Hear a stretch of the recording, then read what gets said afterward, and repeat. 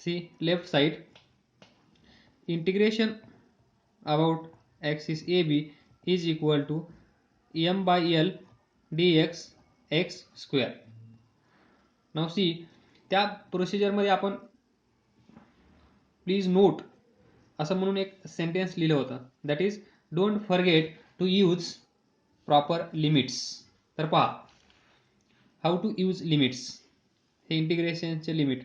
कारण हा पार्ट इथे असू शकतो, इथे असू शकतो, इथे असू शकतो, इथे असू शकतो, इथे असू शकतो.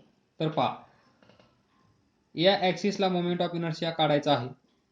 तर जर आपण हा पॉईंट ओ कन्सिडर केला आणि याला आपण ओरिजिन म्हणलं, तर पहा या साईडला काय असेल निगेटिव्ह डिस्टन्स, या साईडला काय असेल पॉझिटिव्ह डिस्टन्स. तर मग पहा total length of this rod is L. तर या साईडला एवढं डिस्टन्स किती असेल एल बाय 2. या साईडला हे डिस्टन्स किती असेल एल बाय 2 बरोबर. L by 2 plus L by 2 bisector, दोन इक्वल पार्ट्स. मग इकडची लेंथ आणि इकडची लेंथ सेम असेल L by 2 plus L by 2 L. तर पहा मग आता असं कन्सिडर करा हा पार्ट इथे आहे, त्यानंतर तो पार्ट असाच इकडे गेला, म्हणजे टोटल मास या रॉडचं कन्सिडर झालं पाहिजे असं आपल्याला लिमिट सिलेक्ट करावं लागेल. Total mass of that rod should be considered. हा जो एलिमेंट आहे हा एलिमेंट असा तयार करायचा की त्याच्यामध्ये हा टोटल रॉड आला पाहिजे. तर काय करावं लागेल मग स्टार्ट कुठून करावं लागेल या पॉईंटपासून, या एंडपासून. मग इथे डिस्टन्स किती असेल मायनस एल बाय 2. पहा इथे इथून सुरुवात केली तर काय असेल डिस्टन्स मायनस एल बाय 2. शेवट कुठे होईल या साईडला, मग ते डिस्टन्स किती असेल पॉझिटिव्ह एल बाय 2. म्हणजे स्टार्ट इथून करायची एंड इथे करायचा, म्हणजे टोटल रॉड हा टोटल रॉड कन्सिडर झाला पाहिजे. याला म्हणतो आपण लिमिट कन्सिडर करणं. मग हे केव्हा शक्य होईल जेव्हा लिमिट आपण इथून स्टार्ट करू इथे पोहोचू त्यावेळेस टोटल लेंथ या रॉडची कव्हर केली जाईल आणि त्यालाच आपण म्हणतो प्रॉपर लिमिट्स. तर हा ओरिजिन असेल तर हे काय असेल मायनस एल बाय 2 आणि हे असेल प्लस एल बाय 2. इथून सुरुवात झाली इथे एंड झाला तर initial limit minus L by 2, final limit plus L by 2. तर पहा मग याला असं लिहिता येईल I A B is equal to integration of minus L by 2 to L by 2 M by L D X X square. इथून पुढे simple basic calculation पहा. M by L constant, integration of minus L by 2 plus L by 2 X square D x काढता येईल M by L integration X cube divided by 3 upper limit L by 2 lower limit minus L by 2. तर पहा 3 constant बाहेर घ्या M by 3 L X cube L by 2 minus L by 2. Solve करूया. Moment of inertia about axis A B is equal to M by 3 L. Put upper limit L cube upon 2चा cube 8 minus इथे पहा minus L by 2 याचा cube M by 3 L L cube by 8 हा पहा minus एलचा cube काय असेल minus L cube. तर मायनस इथे एक आहे मायनस मायनस प्लस होतील एल क्यूब डिवायडेड बाय 8 2चा cube 8. So M by 3 L पहा डिनॉमिनेटर सेम आहे, न्यूमरेटरची सम 2l क्यूब अपॉन 8, एक l कॅन्सल होईल, इथे स्क्वेअर राहील, m हा 2 4 जा 8, तर ml स्क्वेअर डिवायडेड बाय 4 3 जा 12, that is moment of inertia of this rod. हा जो रॉड आहे या रॉडचा moment of inertia when its axis, this axis जिथे आपण मोमेंट ऑफ इनर्शिया फाइंड करत आहोत ती ॲक्सिस सेंटरमधून पास होत आहे आणि या ॲक्सिसला या रॉडचा मोमेंट ऑफ इनर्शिया किती आहे, IAB is equal to ML square by 12, ML square by 12. This is the moment of inertia of uniform rod about a perpendicular bisector or axis passing through its center. Now we will continue further. See, हा rod आहे जो आपण तिथे draw केला होता तो, ही axis आहे सेंटरमधून जाणारी, त्या ॲक्सिसला आपण AB असं नाव दिलं आहे.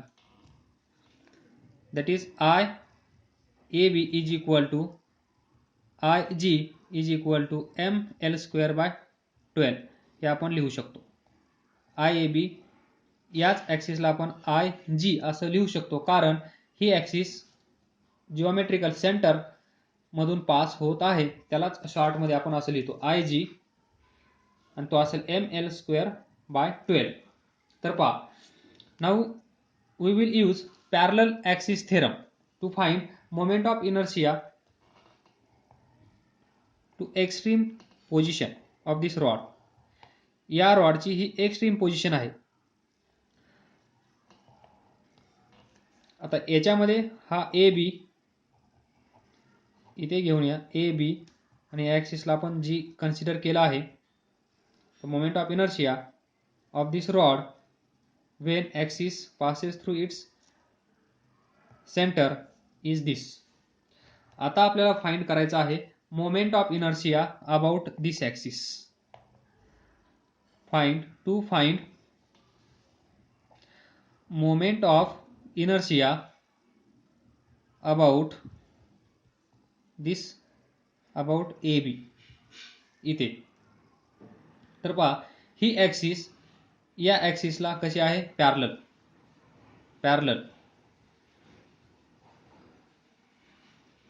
आणि जेव्हा ह्या दोन ॲक्सिस एकमेकांना पॅरलल असतात त्यावेळेस आपण कोणता थेरम यूज करतो, और करू शकतो, बाय पॅरलल ॲक्सिस थेरम. मग पॅरलल ॲक्सिस थेरम काय असतो, जिथे मोमेंट ऑफ इनर्शिया काढायचा आहे, कुठे, AB. So IAB is equal to, don't get confuse this AB and this AB, otherwise I will change this axis PQ, then this will be remains same, no change, to avoid confusion. Now I can write IPQ, this is AB or G. So to find moment of inertia about this axis, that is PQ question mark, we can use parallel axis theorem. And how to apply? C, moment of inertia about PQ is equal to moment of inertia IG इथे असेल IAB plus MH square. Parallel axis थेरमचं lecture पाहूनच हे lecture पाहण्याचा प्रयत्न करा. जर हे समजलं नसेल तर पाठीमागे जा, ते लेक्चर पहा, ते समजून घ्या, मग हे तुम्हाला कळेल. हे एकदम इझी आहे. तर पहा, म्हणजे कुठल्याही ॲक्सिसला मोमेंट ऑफ इनर्शिया आपल्याला फाइंड करायचा असेल आणि त्या बॉडीचा moment of inertia about it's centroidal axis माहीत असेल तर आपण हा थेरम यूज करू शकतो. आणि कुठल्याही बॉडीचा मोमेंट ऑफ इनर्शिया आपल्याला जेव्हा ती ॲक्सिस सेंटरमधून पास होते तेव्हा माहीत असणारच आहे. त्याच वेळेस ते आपल्याला इथला मोमेंट ऑफ इनर्शिया फाइंड करायला विचारणार. जर हाच माहीत नसेल तर हा फाइंड करू शकणार नाही. त्यामुळे this is the moment of inertia here and this is the moment of inertia here and these two axes are parallel to each other. So what is perpendicular distance between these two? Total length किती आहे या रॉडची L, तर हे distance किती असेल L/2. This axis passes through center and this axis passes through its extreme edge. extreme edge total इथून नाहीये, इथून नाहीये, इथून नाहीये, ती डायरेक्ट शेवटच्या एजला ती ॲक्सिस आपण कन्सिडर केली आहे. म्हणून distance between these two axis is L/2. So this is H for us. This H means perpendicular distance between these two axes. This M mass of this rod and this Ig moment of inertia of this rod when axis passes through its center. तर पहा तो moment of inertia आपल्याला माहित आहे किती आहे IAB, त्यालाच आपण IG लिहू शकतो नो डाऊट ml²/2. तर इथे लिहा it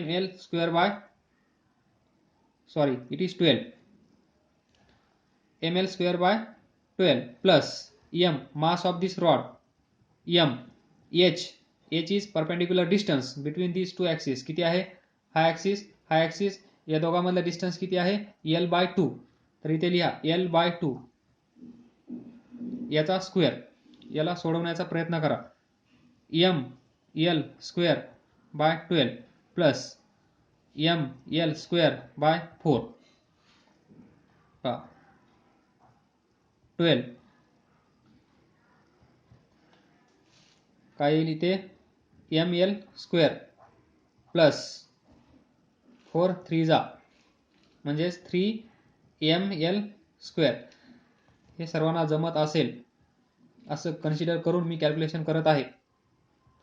तर किती येईल हे 3 + 1 4ml² डिवायडेड बाय 12 आणि फायनली ml²/3 ml²/3. हे तुम्हाला पाठ करायचं आहे. जिथे मी म्हणेल आजपासून या चॅप्टरमध्ये हे पाठ करा ते तुम्हाला पाठ करणं गरजेचंच आहे. याला म्हणतात moment of inertia of rod about an axis passing through its one end. पहा हे काय आहे इट्स एंड, हे काय आहे एंड. तर मग इथे मोमेंट ऑफ इनर्शिया किती असेल सांगू शकाल किती असेल इथे ml²/3. इथे किती असेल ml²/3. कारण या रॉडचं हे पण एंड आहे आणि हे पण एंडच आहे. Don't get confuse. इथे वेगळा असेल असं ध्यानात किंवा मनात सुद्धा आणू नका. फक्त हा पाठ करायचा आहे. सेंटरमधून जाणारा तो किती आहे ml²/12. Moment of inertia about an axis passing through centre. Moment of inertia about an axis passing through it's one end. एका एंडला ही ॲक्सिस आहे त्यावेळेस ml²/3 हे पाठ असणं गरजेचं आहे प्रॉब्लेम सॉल्व्ह करण्यासाठी. डायरेक्ट त्याचा मास दिलेला असेल त्याची लेंथ दिलेली असेल त्यावेळेस तुम्हाला हा फॉर्म्युला आठवला पाहिजे.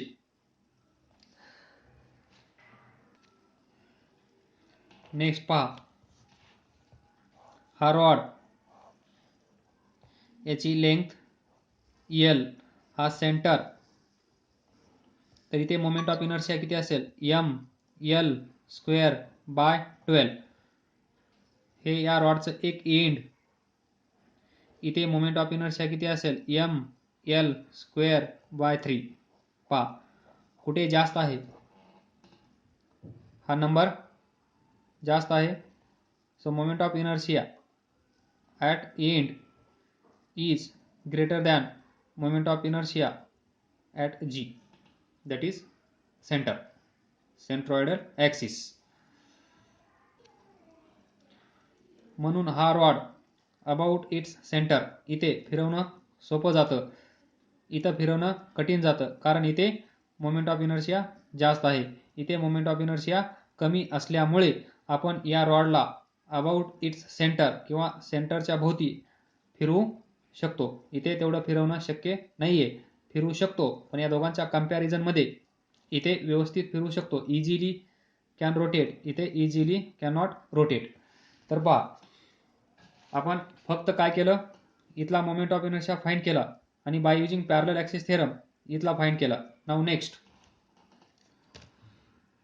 दिस distance is L/2. Now next, this axis, next target, for this is x y axis, x y. Find I x y. याला आपण P Q कन्सिडर केलं, याला A B कन्सिडर केलं, म्हणजेच हा असेल I A B. यालाच आपण I G लिहू शकतो. वारंवार लिहित राहील, लक्षात ठेवा. याला आपण काय लिहू शकतो, I P Q किंवा I एंड. तर आता next step, to find moment of inertia at this axis, about this axis. पहा ही ॲक्सिस कुठे आहे, एक्झॅक्ट ॲट सेंटर, या साईडच्या सेंटरला, याच्या सेंटरला नाही, टोटलच्या. दॅट इज दिस लेंथ किती असेल, L/4. ही लेंथ किती असेल, L/4. येते का लक्षात. हा टोटल रॉड, त्याचा हाफ केला हा L/2, त्याच्यानंतर त्याचा हाफ म्हणजेच L/4. पहा Lचा हाफ करण्यासाठी आपण डिवायडेड/2 करणार, त्याच्यानंतर याचा हाफ करण्यासाठी परत डिवायडेड/2 म्हणजे L/4. त्याच्यानुसार हे L/4. Now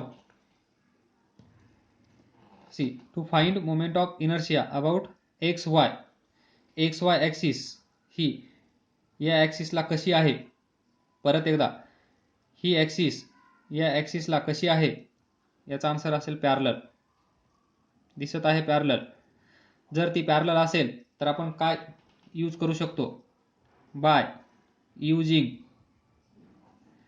parallel access theorem. आणि तो काय असतो, जिथे मोमेंट ऑफ इनर्शिया फाइंड करायचा आहे ते या साईडला एक्स वायला फाइंड करायचं आहे, म्हणून X Y is equal to काय असतो, इथे फिक्स, ही जागा कोणीही दुसरं घेणार नाही, आय जी. इथे आपल्यासाठी असेल आय ए बी, दोन्ही एकच, प्लस एम एच स्क्वेअर. पहा I X Y is equal to I G और आय ए बी. किती आहे, moment of inertia about axis passing through its centre. Parallel axis थेरममध्ये ही जागा फिक्स म्हणजे फिक्स असेल, इथे कन्फ्यूज करून घेण्याचं कारण नाहीये. इथे जेव्हा तुम्ही केव्हा पॅरलल ॲक्सिस थेरम यूज करणार तेव्हा ही जागा कुणाची असेल, कुठलाही शेप असू द्या, त्या शेपचा मोमेंट ऑफ इनर्शिया कुठे, अबाउट इट्स सेंटर. तो किती आहे इथे, mL²/12. mL²/12. पहा इथला काढत असताना पण आपण आय जी काय घेतला, mL²/2. ही जागा चेंज होणार नाही, शेप चेंज झाल्यानंतर चेंज होईल, पण रॉडसाठी इथे काय असेल, mL²/12 हेच असेल. नेक्स्ट एम म्हणजे mass of this rod, M. त्यानंतर H is perpendicular distance between these two axis. कोणत्या दोन ॲक्सिस, जिथे आपण मोमेंट ऑफ इनर्शिया फाइंड करत आहोत ती एक ॲक्सिस, दुसरी कोणती, जी ॲक्सिस या रॉडच्या सेंटरमधून पास होत आहे ती ॲक्सिस. तर ही ॲक्सिस असेल जिथे आपल्याला मोमेंट ऑफ इनर्शिया फाइंड करायचा आहे, आणि ही ॲक्सिस असेल जी या रॉडच्या सेंटरमधून पास होत असेल. तर या दोन ॲक्सिस मधलं परपेंडिक्युलर डिस्टन्स किती आहे, L/4. तर इथे काय लिहायचं आपल्याला, L/4 त्याचा स्क्वेअर. तर याला सोडवा, M L square by 12 plus M L square by 16.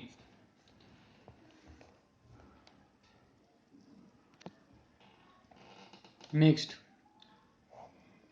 हे कसं सोडवणार? 12 into 16 cross 16 M L square plus 12 M L square किती येईल? हे 16 12 28 M L square divided by 12 into 16 half 14 half 8. Next half हा हाफ किती येईल? 7 एम एल स्क्वेअर बाय 48. अशा प्रकारे पॅरलल ॲक्सेस थेरम तुम्हाला प्रत्येक ठिकाणी यूज करायचा आहे. याची खूप प्रॅक्टिस होऊन जाईल. एक 10 ते 12 दिवसानंतर तुम्हाला हे सर्व पाठ होऊन जाईल. डोंट वरी. जर कॅल्क्युलेशन करत असताना कुठं मिस्टेक्स झालेले असतील तर ते सांगत राहणे.